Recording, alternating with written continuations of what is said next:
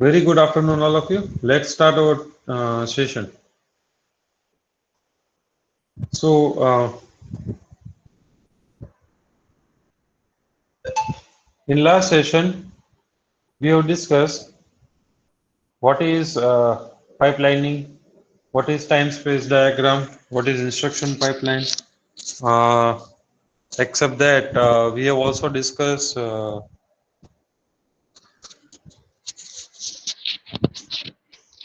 how branch will cause the problem in pipeline. So, all these things we have discussed in last session. In today's session, okay, we will be discussing pipeline conflicts. Okay, in today's session, we will be discussing pipeline conflict. Uh, in last session, which pipeline conflict we have discussed?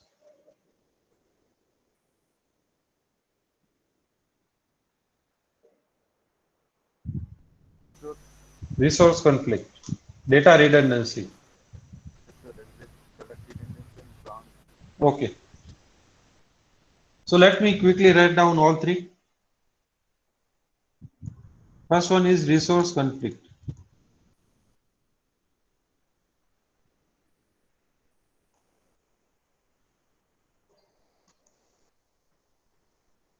Let me draw a pipeline.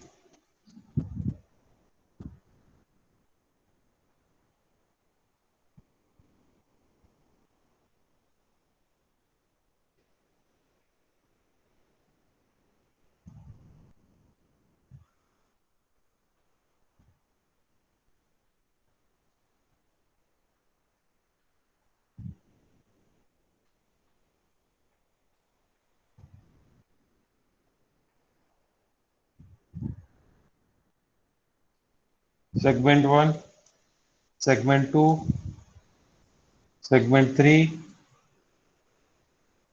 and segment 4. This is the 4 segment instruction pipeline. Now, this one is for fetch instruction, decode instruction, and calculate effective address of operand. Okay, fetch operand,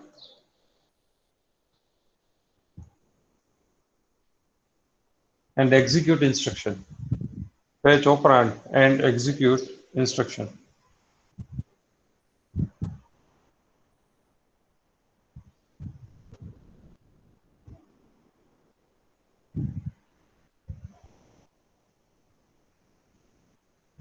Now,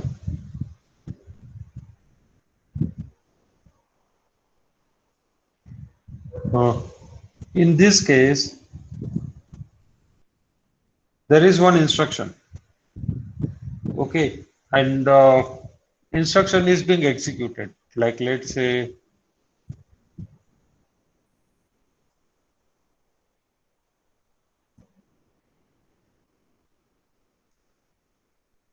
R3, R2. And there is one more instruction where we are using register indirect addressing mode.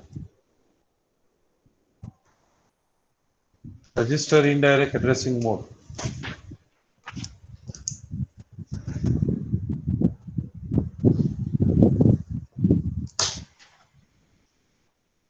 Just a minute.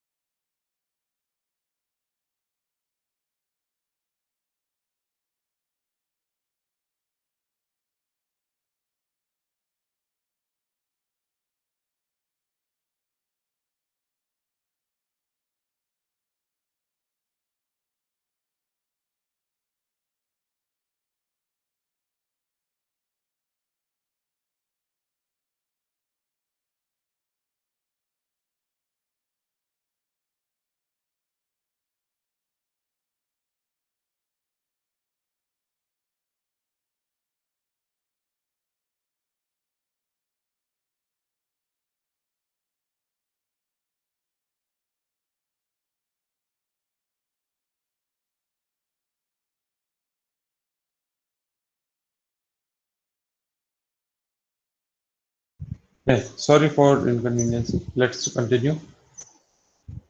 So, what will happen?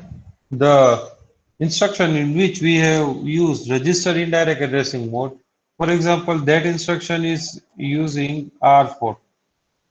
R4. Okay. And here, while this instruction is which is in segment 4, okay, which is being executed, it will try to store result into R4. It will try to store result into R4.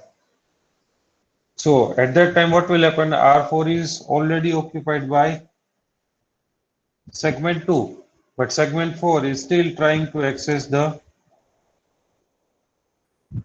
R4. Okay, so segment 4 won't be able to do that. Okay, so what will happen? This will result into resource conflicts.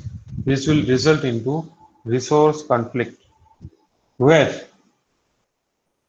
these both will try to access the same resource. So what we can do in this? In this, we can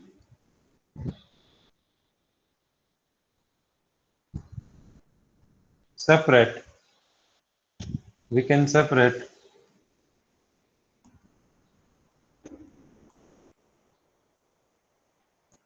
instruction and data. Let's say if you are having 16 registers, then what we will do, let's say R0 to R7, we will keep for, let's say, instruction, and R8 to R15, we will keep for data. R8 to R15, we will keep for data.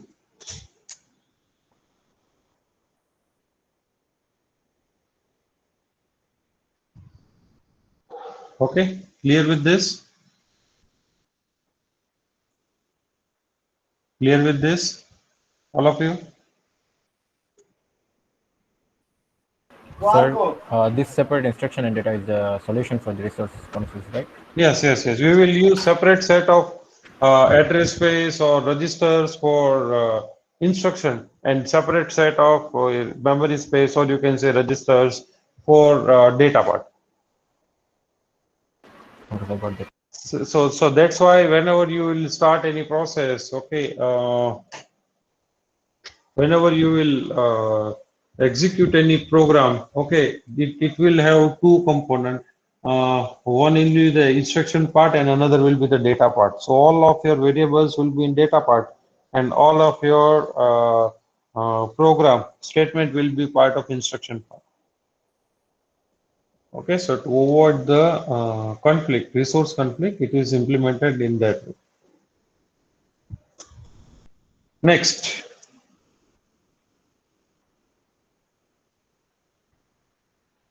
next is data dependency. Okay, so I think we have discussed data dependency, right? In Yes, last sir. session, We did. yeah, We we did. have we have discussed four type of data dependency. That was mm, delay load, hardware interlock, uh, then which was there? There were four: hardware interlock, delayed load, operand forwarding. Sorry, three were there: hardware interlock, operand forwarding, and delayed load. So then we have discussed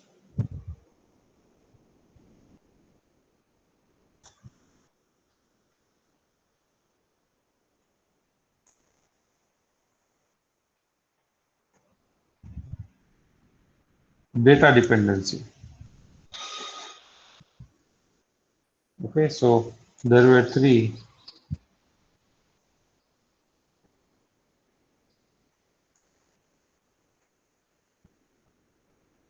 hardware interlock,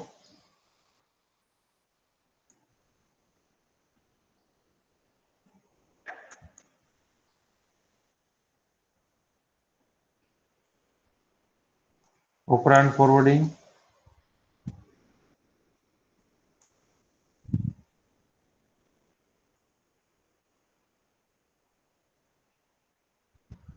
delayed load. So today we will be discussing branch difficulties.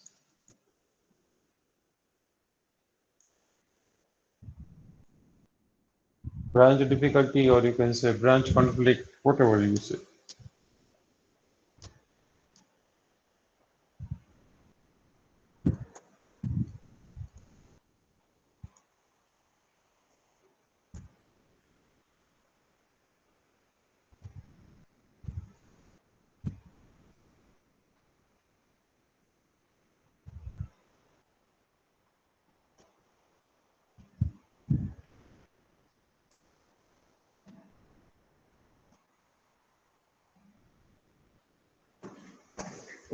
So which are the various options in branch conflict? First one is prefetch target instruction.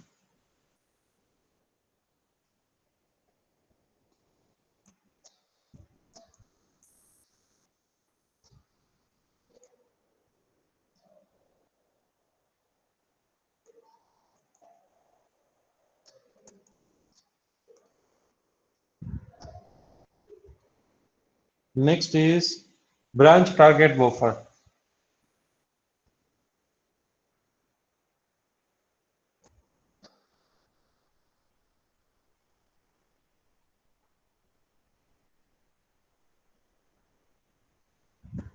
Third one is loop buffer.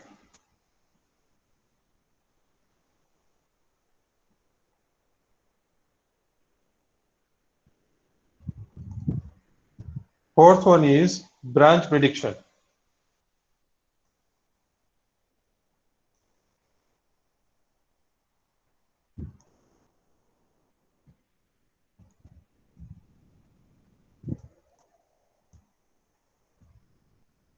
And fifth one is delayed load, delayed branch.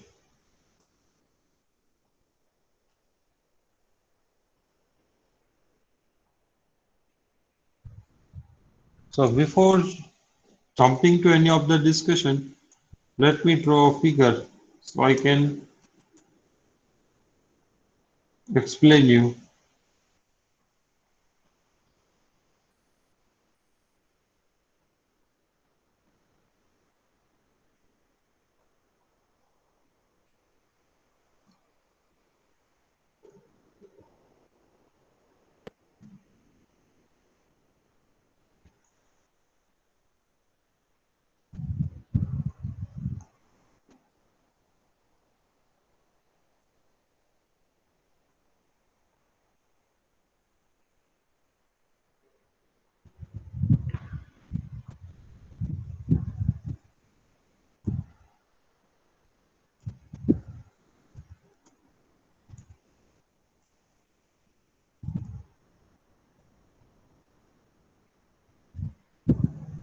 This is subroutine 1, means function 1.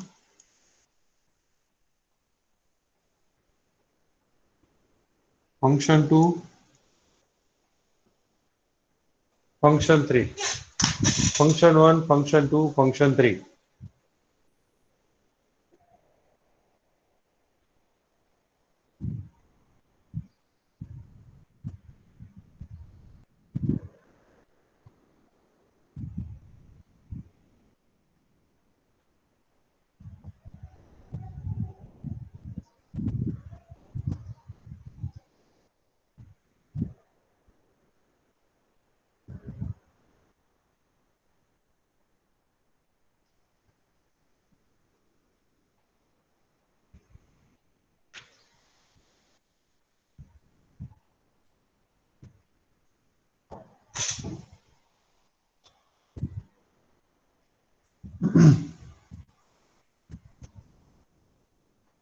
Then this is our assembly language program.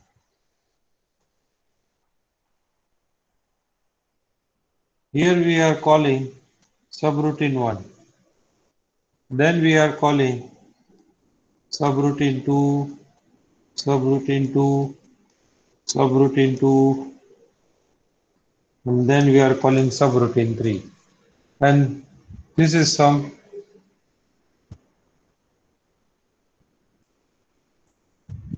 intermediate code. This is some intermediate code, right? Now, what will happen in prefetch target instruction? What will happen in prefetch target instruction? So in prefetch target instruction,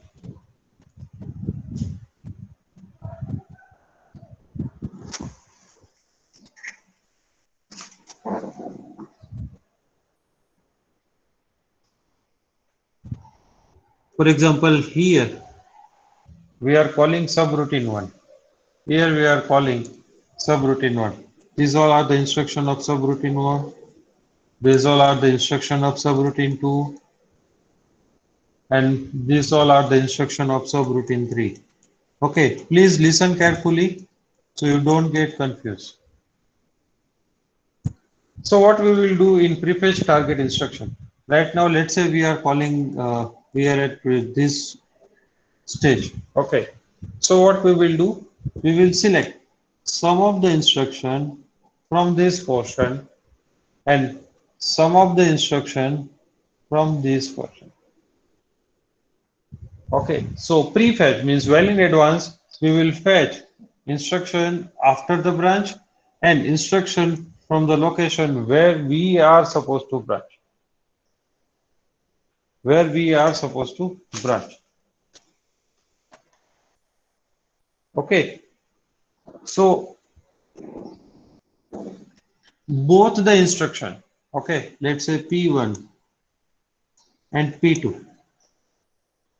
Are you clear? All of you are clear till now? Yes, sir, clear.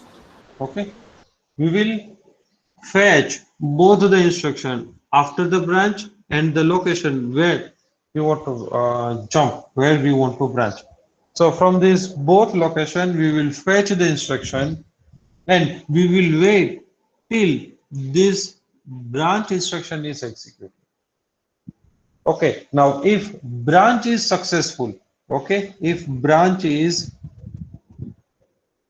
successful, then execution will start from P2. Okay, so whatever instruction, some initial instruction we have fetched, okay, this portion will be executed. And meanwhile, this portion is being executed, this instruction will be brought into the pipeline. This instruction will enter into the pipeline. Okay, now if, okay, in same case, if branch is happening, then this portion will be executed. These instructions will enter into the pipeline, and whatever instruction we have fetched previously, it will be discarded. It will be discarded.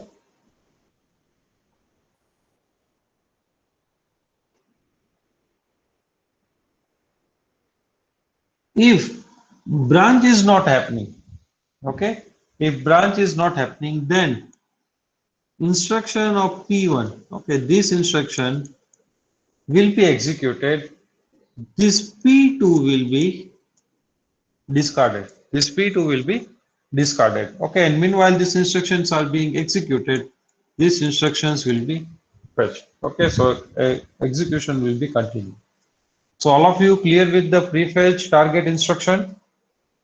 Sir. Okay, yes? And the subroutine one, we have divided the instruction, right? Like we No, took the one no. portion as P2. No. This is entire subroutine. So let's say if there are 100 instruction, then we will fetch first 5 or 7 instruction. Okay, as well as we will fetch some of the some 5 or 7 instruction after this branch. Okay, this is the branch instruction. Now, if branch is happening, okay, then we will continue with this 5 to 7 instruction, and at that time we will discard these 5 or 7 selected instruction. Okay, and then we will continue with these instructions. Sir, in the when you are calling the subroutine, why it's Yeah. not taking 100 instructions at a time in the pipeline? Like why it taking the 5 to 7 instructions from P1? Okay, what will happen if we will fetch all the instruction? If we will fetch all 100 instruction, then what will happen? Let's say the condition is false or branch is not happening. Okay, so all the 100 instructions must be discarded from the pipeline. Are you getting? Yes, sir. Getting anything. Okay. Now what we will do, we will select 5757 from both the location, and wherever we are going to continue from that location, we will start fetching the next instruction and we will discard the other one, another one. So this theorem will be applied to the subroutine 2, subroutine 3, all of them, right? Now, yes, same thing will be applicable for subroutine 2, subroutine 3. Okay, so I have written this multiple times so I can cover those things in these other strategies. Okay, sir, got that. Thank you. Okay. So all of you are clear with this? Anybody is having any query, any doubt in this first part or first solution?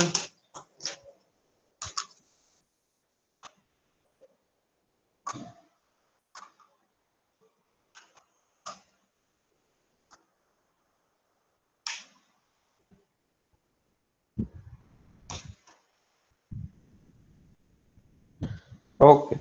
So nobody is having any query. Next is branch target buffer.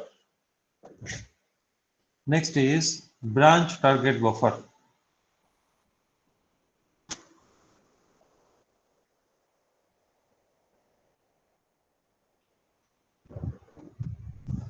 You people know cache memory?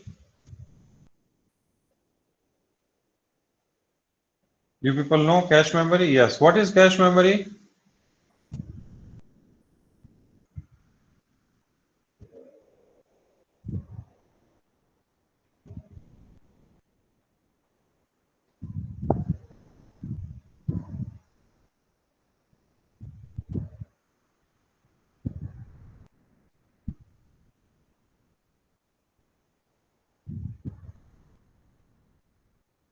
Okay.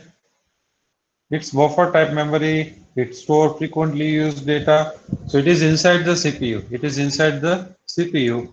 And whatever data, uh, whatever instruction we are executing frequently or whatever data we are trying to access frequently, that we will store into the cache memory.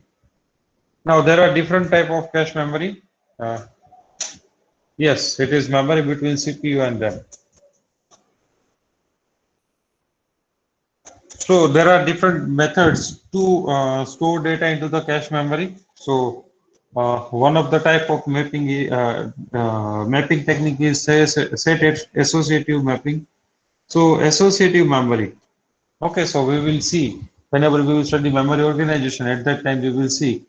So an associative memory will be connected with the segment one. What is the segment one? What is the role of segment one?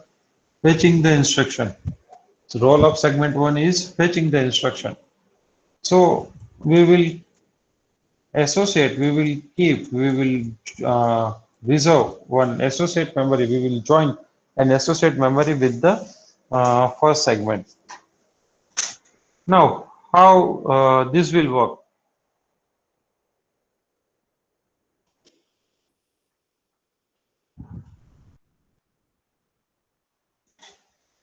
Let's say at present we are on subroutine 2 call. Okay, SR2, subroutine 2 call.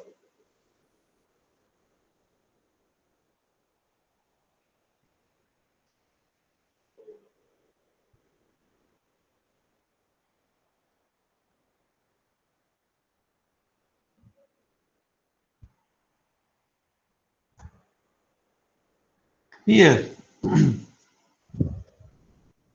whenever CPU is decoding the branch instruction, CPU is decoding the branch instruction. Okay, whatever previously executed branch are there.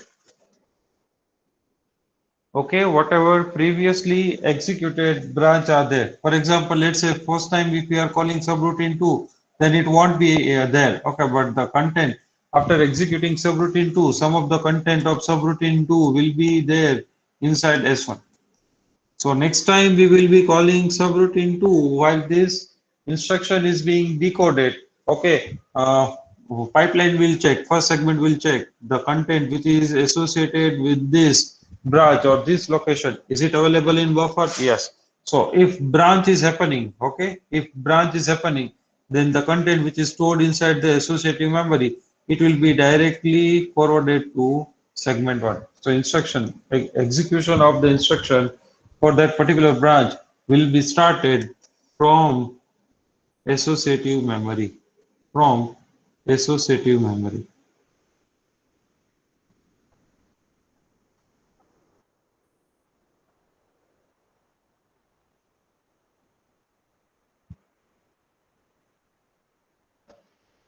Okay, so meanwhile, let's say 5 or 7 instructions are fetched from this memory. Okay, few or upcoming instruction from subroutine 2, okay, will be started forwarding to the uh, pipeline. So, so sequential instruction will be forwarded to the pipeline.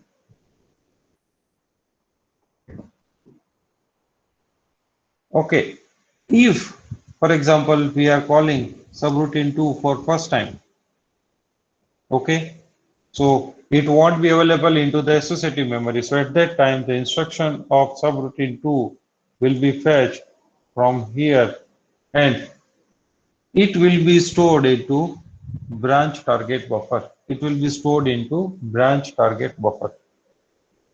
All of you clear with this? All of you Sure. clear with this? Yes? 1 second, the branch target buffer again. Yeah.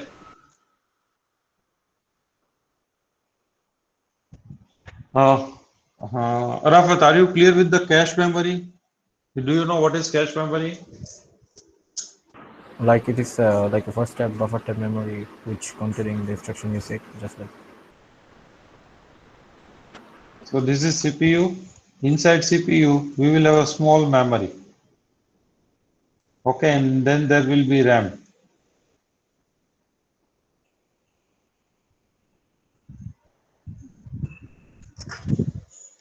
Whatever address you are frequently using or whatever data you are frequently accessing, that data will be stored inside the memory which is part of CPU. Okay, what is the advantage of that? Whenever CPU need the data, CPU won't go to RAM, it will directly fetch data from the memory. So this is cache memory. Now pipeline is inside the CPU. There is a associative memory, which is you can say cache memory, will be attached with the segment. Okay, a segment which is dealing with the fetching the instruction. A segment which is dealing with the fetching the instruction from the memory. Now, what will happen in branch target buffer? Let's say first time we are calling subroutine 2. First time we are calling subroutine 2. So whenever we will call subroutine 2 for first time, now instruction of subroutine 2 won't be available there. So what will happen? It will be stored. It will be fetched for first time and it will be stored inside the associative memory. It will be stored inside the associative memory.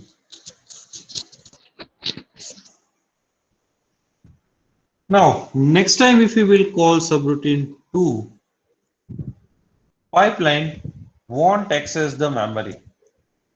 Okay, initial 5 or 7 instruction of subroutine 2 will be fetched from the associative memory. It will be fetched from the associative memory. Meanwhile, these first 5 or 7 instructions are being executed. Next instructions will be fetched from the location and it will be queued into the pipeline. It will be queued into the pipeline. Clear? Now clear? Yes, sir, clear. Okay. Sajid, now clear?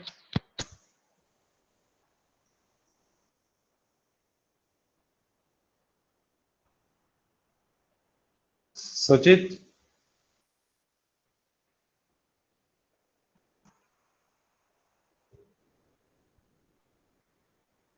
It is a cache memory which will be directly connected with one segment.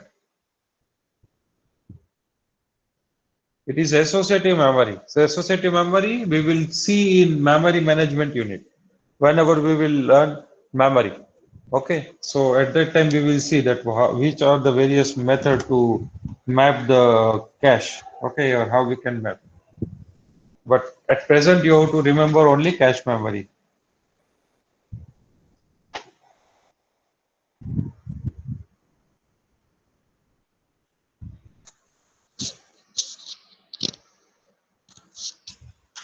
Let's move forward with the next part, that is loop buffer. That is loop buffer.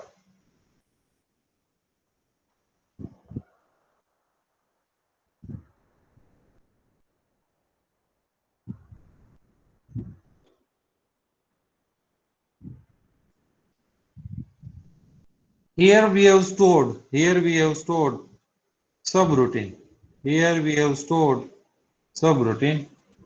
But now let's assume that there is a loop inside the program.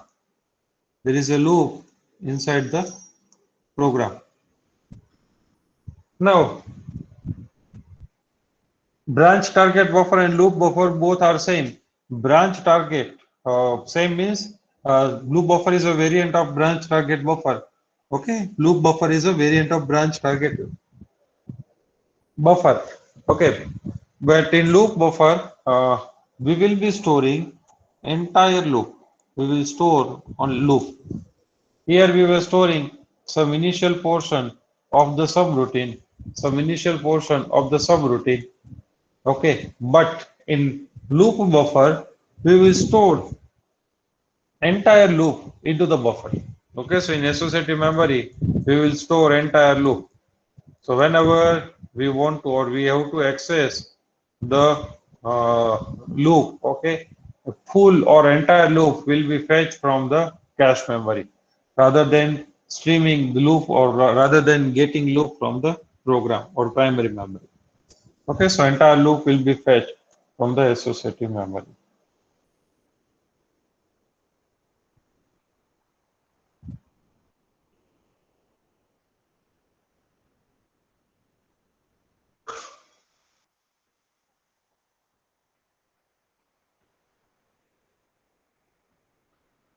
So including all the conditions, whether let's say if there is a if or jumping to another loop or jumping to another function, all this scenario will be stored, all the instructions will be stored inside the associative memory. So it will be accessed from there. Directly it will be accessed from there.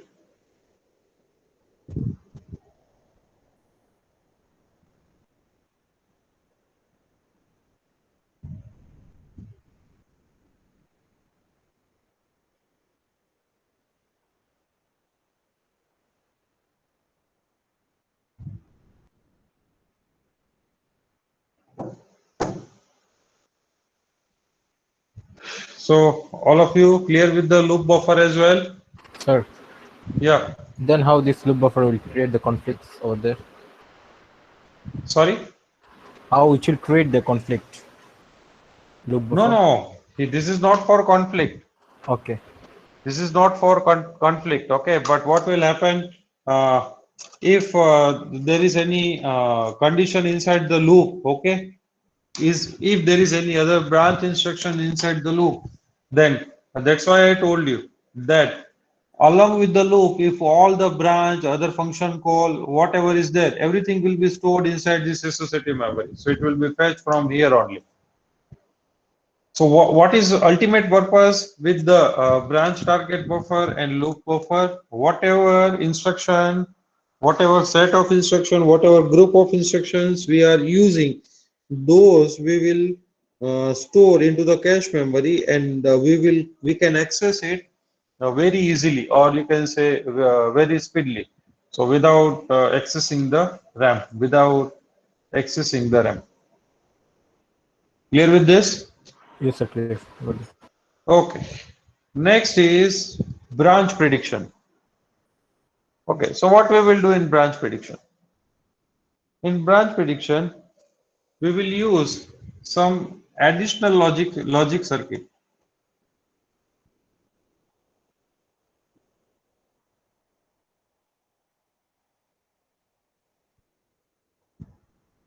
We will use some additional logic circuit.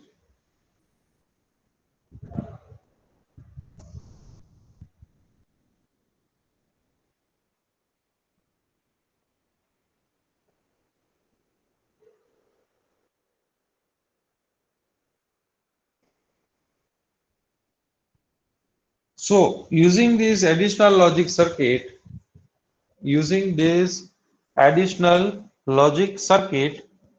we will try to predict the branch. Okay, we will try to predict the branch. Okay, and if there is probability that branch will happen or branch will take place. Okay, branch will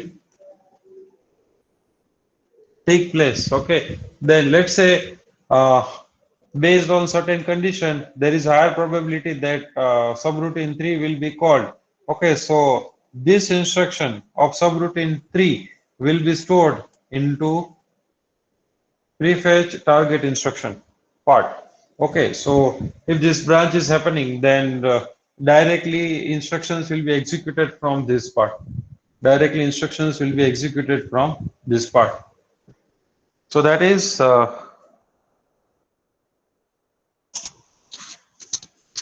will be helpful. How? Because if branch is happening, then we don't have to go to this location and then we have to start fetching the instruction one by one. Okay. So that is branch prediction. Next is delayed branch. Next is delayed branch. So this is specifically implemented in RISC processor, reduced instruction set architecture, reduced instruction set computer, where compiler will detect this kind of branch instruction and it will delay, means it will rearrange the instruction in such a way that if you will execute the branch instruction, it will not create any pipeline conflict. It will not create any pipeline conflict. Okay, are you clear with this? Delayed branch?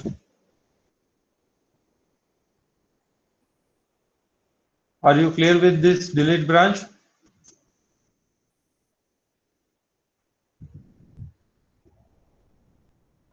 Okay, so in this session, we will keep up to this. In next session, we will quickly discuss RISC pipeline and to approach to deal with the RISC pipeline, and then we will start with the new unit.